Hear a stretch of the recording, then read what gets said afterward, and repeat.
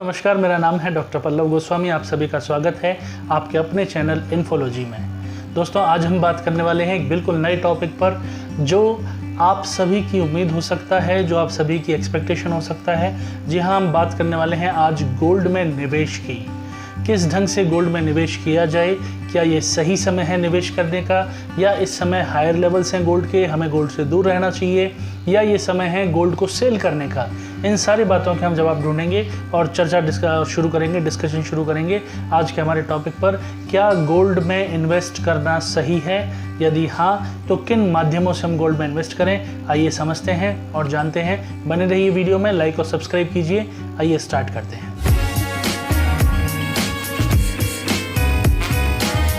तो गोल्ड में निवेश करने के दो तरीके हैं।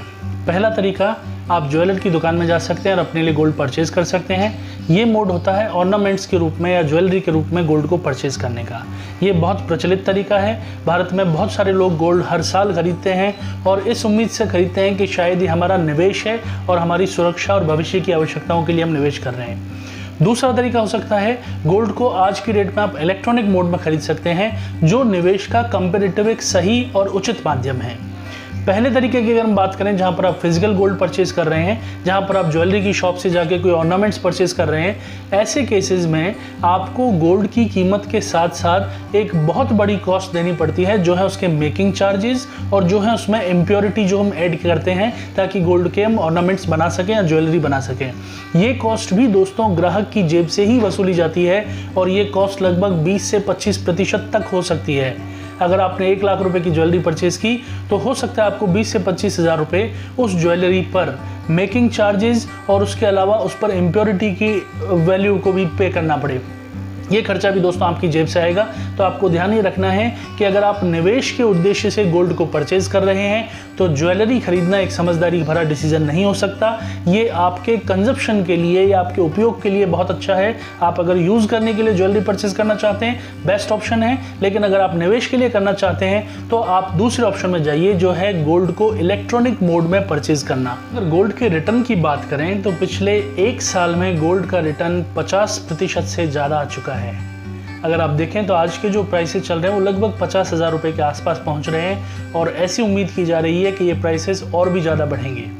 जब भी दोस्तों इकोनॉमी में क्राइसिस की सिचुएशन होती है, इकोनॉमी में मंदी की या रिसेशन की सिचुएशन होती है, तो इन्वेस्टमेंट सारा का सारा उन इक्विपमेंट्स की तरफ चला जाता है, उन एवेन्यूज़ की तरफ चला जाता है जो कंपेरेटिव ज़्यादा सिक्योर्ड हैं और जिन पर रिटर्न्स और जिन पर आने वाली जोखिम कम है।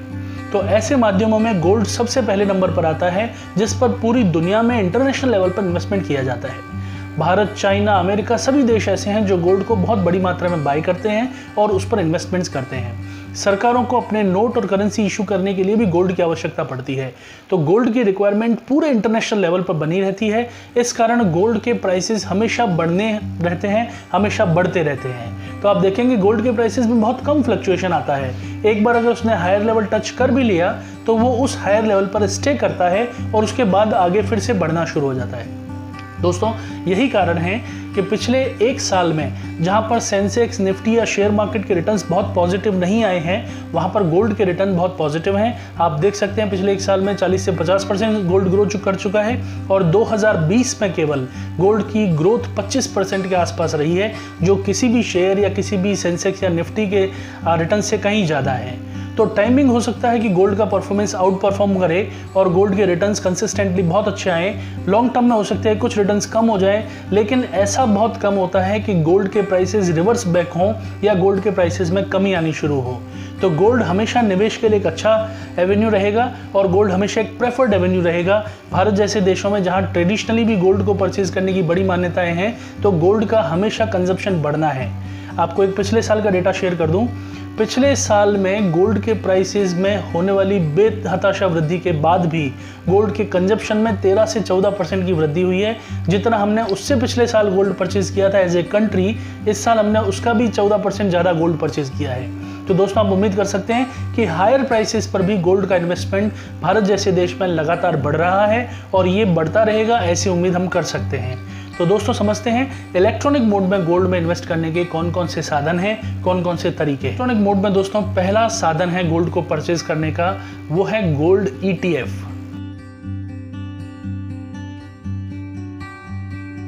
को परचेज करने के लिए डीमैट अकाउंट होना आवश्यक है।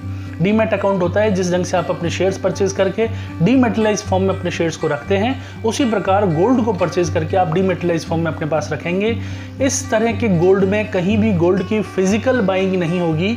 आप पैसा पे करेंगे आज के भाव पर, और जब भी आप अपना पैसा निकालेंगे उस दिन के भाव से आपको पेमेंट वापस मिल जाएगा। इस बीच में आपको केवल अपने एसेट मैनेजमेंट के मेंटेनेंस चार्जेस पे करने होते हैं, जैसा कि आप अपने डीमैट अकाउंट में पे करते हैं। इसके अलावा कोई इशू नहीं है। बहुत सारी कंपनीज हैं जो गोल्ड को ETF के फॉर्म में सेल कर रही हैं। आप उन कंपनीज के थ्रू उनके ETF परचेज कर सकते हैं। इसमें आपको कॉस्टिंग बहुत कम आती है, लेकिन मार्केट के एक्चुअल प्राइस पर आपको गोल्ड मिलता है और आपके लिए रिस्क का लेवल बहुत कम हो जाता है, क्योंकि फिजिकल गोल्ड आपके पास ना तो अवेलेबल है और ना उसके चोरी होने या खो जाने का डर है। इसी ढंग से जिस प्रकार आप म्यूचुअल फंड्स परचेज करते हैं, आप गोल्ड भी परचेज कर सकते हैं, और उसका माध्यम है गोल्ड फंड्स के थ्रू इन्वेस्टमेंट करना। गोल्ड फंड्स दोस्तों वो फंड हैं जिनमें फंड हाउसेज आपसे पैसा कलेक्ट करते हैं म्यूचुअल फंड्स की तरह, और उस फंड को कलेक्टिव इन्वेस्टमेंट किया जाता है गोल्ड्स में, गोल्ड ETF में। ये भी एक माध्यम है जिसमें बहुत सारे लोगों के साथ पैसा छोटा छोटा इकट्ठा किया जाता है और वो एक साथ निवेशित कर दिया जाता है गोल्ड से रिलेटेड फंड्स में। जिस दिन की वैल्यू गोल्ड की जो प्राइस चल रहा होगा वो उस हिसाब से आपको NAV अलॉट हो जाएंगी, नेट एसेट वैल्यू जिनको बोलते हैं, और उस NAV के हिसाब से आपको यूनिट्स मिल जाएंगी। वो यूनिट्स आपके अकाउंट में रहेंगी, आपके खाते में रहेंगी, और जैसे ही आप अपने यूनिट्स को बेचना चाहेंगे, जिस दिन भी बेचना चाहेंगे, लगभग 2 या 3 दिन में वो पैसा आपके अकाउंट में वापस ट्रांसफर हो जाएगा। तो हाई लिक्विडिटी के साथ आप इस ऑप्शन को भी यूटिलाइज कर सकते हैं। दोस्तों, गोल्ड परचेज करने का तीसरा माध्यम है वो है sovereign bonds. Sovereign bonds Bharat सरकार द्वारा जारी किए जाते हैं। एक ही इसमें प्रॉब्लम की बात हो सकती है कि इनके इशू करने की डेट निश्चित होती है। आप ओपन एंडेड इसको कभी भी परचेज नहीं कर सकते। निश्चित तिथि को ही ये ओपन होते हैं, उसी दिन आप अपने इसमें निवेश कर सकते हैं। और सबसे अच्छी चीज़ इस तरह के फंड्स में ये है कि इसमें आपको गोल्ड के प्राइस की वैल्यू में वृद्धि के साथ साथ एक निश्चित प्रतिशत पर ब्याज भी मिलता है। ये प्रतिशत 2 से 2.5% के बीच में होता है, और ये भी आपको एडिशनल मिलता है along with the appreciation price of your gold units. जैसे अगर आपने गोल्ड की एक यूनिट आज 4,800 रुपये में परचेज की और आपने उसको 2 साल के बाद 5,500 रुपये में सेल की, तो वो डिफरेंस प्लस इंटरेस्ट अमाउंट दोनों आपको मिलेगा। दोस्तों, आज का हमारा डिस्कशन 2 भागों में हमने डिवाइड किया। पहला, अगर आप गोल्ड में निवेश करना चाहते हैं तो आपके पास एक ऑप्शन है, आप फिजिकल गोल्ड परचेज कर सकते हैं, आप गोल्ड के बार्स परचेज कर सकते हैं, आप गोल्ड के कॉइन्स परचेज कर सकते हैं, या आप गोल्ड की ज्वेलरी परचेज कर सकते हैं। लेकिन आपको इस ज्वेलरी या गोल्ड कॉइन या गोल्ड बार को अपने पास रखना पड़ेगा, तो आपको पास रखने की और चोरी होने की जोखिम आपके साथ हमेशा बनी रहेगी। अगर आप ज्वेलरी परचेज करते हैं तो आपको एक एडिशनल कॉस्ट इसके लिए पे करनी पड़ेगी, और वो कॉस्ट है इसकी मेकिंग चार्जेस और इसके साथ इम्प्योरिटी।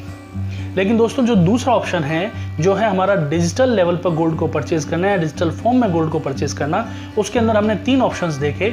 ऑप्शन नंबर 1 हमने देखा गोल्ड के इलेक्ट्रॉनिक ट्रेडेड फंड्स, यानी जिनको हम बोलते हैं गोल्ड ETF। ऑप्शन नंबर 2 हमने देखा जो है गोल्ड के फंड्स, जो म्यूचुअल फंड्स के रूप में या म्यूचुअल फंड के फॉर्म्स में इन्वेस्टर्स को मिलते हैं और आप यूनिट्स के माध्यम से उनको परचेज कर सकते हैं। और तीसरा ऑप्शन हमने देखा सॉवरेन बॉन्ड्स, जो कि सरकार द्वारा समय समय पर इश्यू किए जाते हैं, और इस तरह के बॉन्ड्स में आपको गोल्ड के वैल्यू के एप्रिसिएशन के साथ साथ एक निश्चित प्रतिशत पर ब्याज भी मिलता है। तो डुअल बेनिफिट के साथ आपको सॉवरेन बॉन्ड्स मिलेंगे, और ये 3 ऑप्शंस में आप अपना नॉन फिजिकल इन्वेस्टमेंट गोल्ड में कर सकते हैं और एप्रिशिएट कर सकते हैं। दोस्तों, हमारा आज का एक और स्टार्टिंग का डिस्कशन था कि क्या ये सही समय है गोल्ड को सेल करने का। आंसर है नहीं, अभी सही समय नहीं है गोल्ड को बेचने का। अगर आपके पास ऑलरेडी गोल्ड है जो आपने निवेश करने के पर्पज से रखा था, तो मेरी सलाह होगी कि आप उसको अभी होल्ड करिए। ये निवेश आपका और अप्रिशिएट करेगा, क्योंकि इकोनॉमी में रिवाइवल के चांसेस अभी थोड़े से मुश्किल हैं। कंडीशंस इंटरनेशनल लेवल पर थोड़ी सी टफ हैं, तो आपका पैसा और ग्रो करेगा अगर आप इसमें इन्वेस्टेड रहेंगे तो दोस्तों, ये हमारा डिस्कशन रहा है आज हमारे गोल्ड के निवेश को लेकर। ये आपको वीडियो कैसा लगा, इस पर आप अपने कमेंट कीजिए। यदि कोई आपके सवाल हो तो आप उनको पूछ सकते हैं। चैनल को सब्सक्राइब कीजिए। Thank you for your watching.